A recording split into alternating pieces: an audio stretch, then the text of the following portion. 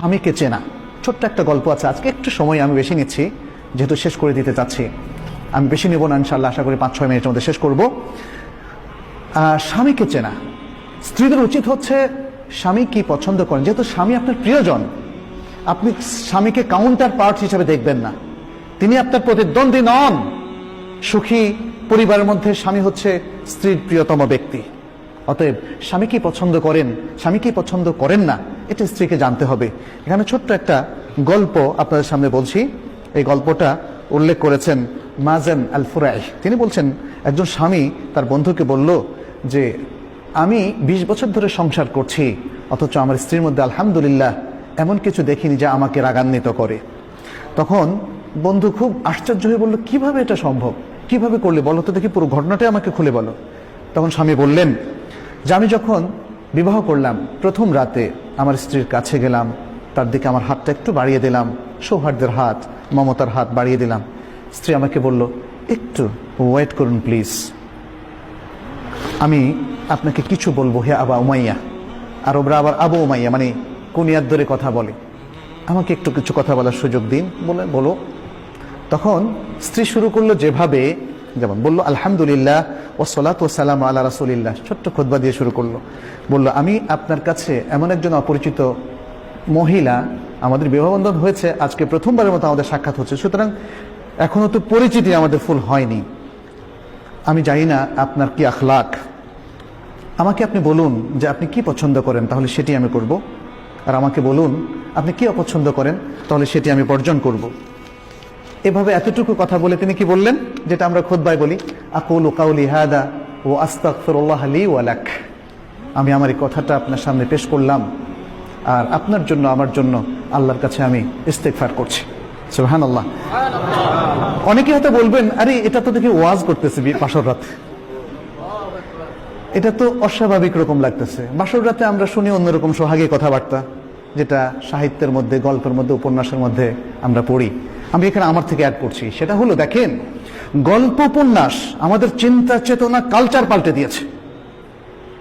এই যে মহিলা, অত্যন্ত বিদুষী মহিলা, অত্যন্ত দিনদার মহিলা, সে যে কথাটা বললেন, এটা আমাদের কাছে বলে কেমন ওয়াজ ওয়াজ কথাবার্তা, বিয়ের মধ্যে আবার এগুলো বলে নাকি? কারণ আমরা যে গল্প, সাহিত্য, যে আচার অনুষ্ঠানে অভ্যস্ত হয়েছি, এটা মানুষের তৈরি করা, সেগুলো আমাদের কালচার পরিবর্তন করে দিয়েছে। এই সুন্দর দিনদারি আমাদের থেকে একদম ছিনিয়ে নিয়ে গিয়েছে। মহিলা আজকে এত সুন্দর কথা বললেন। স্ত্রী ওই বন্ধুকে বলছে, আমার স্বামী বললেন, আমার স্ত্রীর কাছে যখন আমি এই কথাটা শুনলাম, ভাবলাম যে আরে এটা তো দেখি অত্যন্ত সুন্দর কথা, তাহলে তো আমাকেও একটা ভাষণ দিতে হবে। তখন তিনি বললেন, কি বললেন, আলহামদুলিল্লাহ ওয়া উসাল্লি আলান নবী ওয়া আলিহি ওয়া সাল্লাম, সকল প্রশংসা আল্লাহর জন্য এবং নবী সাল্লাল্লাহু আলাইহি ওয়াসাল্লামের উপর সালাত ও সালাম। তারপর বললেন, ফাইন্নাকা কুলতা কালামান ইন থাবাত্তি আলাইহি ইয়াকুন লাকা হাযুক, তুমি কিছু সুন্দর কথা বলেছো, যদি তুমি এর উপর স্থির থাকো তাহলে এটা তোমার ভাগ্য। ওয়া ইন তাদঈহি ইয়াকুন হুজ্জাতান আলাইক, আর যদি তুমি এটা দাবি করে থাকো যেটা তুমি পরিপালন করবে না, তাহলে এটা তোমার বিরুদ্ধেই হুজ্জত হিসাবে, দলিল হিসাবে থাকবে। তাহলে জেনে রাখো, আমার এই জিনিসগুলো পছন্দ, এই জিনিসগুলো অপছন্দ। আর মনে রেখো, আমার যদি কোনো সুন্দর কিছু তুমি পাও, সুন্দর কোনো অভ্যাস, তাহলে সেটা তুমি প্রচার করো, আর যদি খারাপ কিছু দোষ তুমি খুঁজে পাও, সেটা তুমি গোপন রেখো। স্ত্রী বললেন এরপরে, আচ্ছা ঠিক আছে, এটা আমি মেনে নিলাম।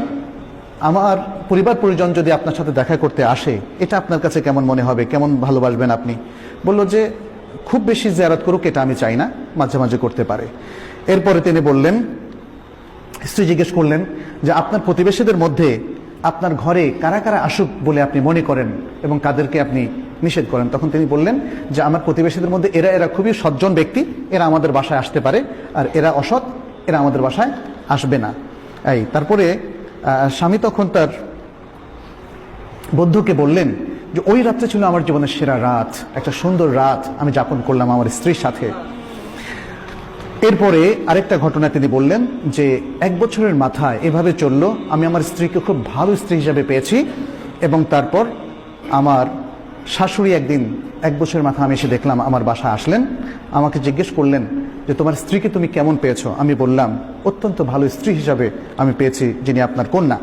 তারপর আমার শাশুড়ি আমাকে বললেন, হে আবু উমাইয়া, কিছু নসিহত করলেন। দেখো, ছেলেরা বা পুরুষেরা তাদের ঘরে তাদের প্রিয়তমা স্ত্রীর কাছে কখনোই অকল্যাণকর কিছু পায় না।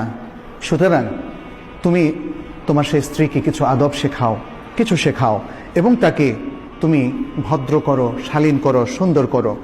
আচ্ছা, এখানে স্বামী তখন বললেন যে আমি আমার স্ত্রীকে সারা জীবনে 20 বছর মধ্যে একবারও খারাপ পাইনি, শুধু একবার মানে কখনোই আমাকে তার সাথে খারাপ আচরণ করতে হয়নি, একবার খারাপ আচরণ করেছে এবং তখন আমি ছিলাম জালেম। সুবহানাল্লাহ। এই হচ্ছে আমাদের মেয়েরা, মুসলিম মেয়েরা।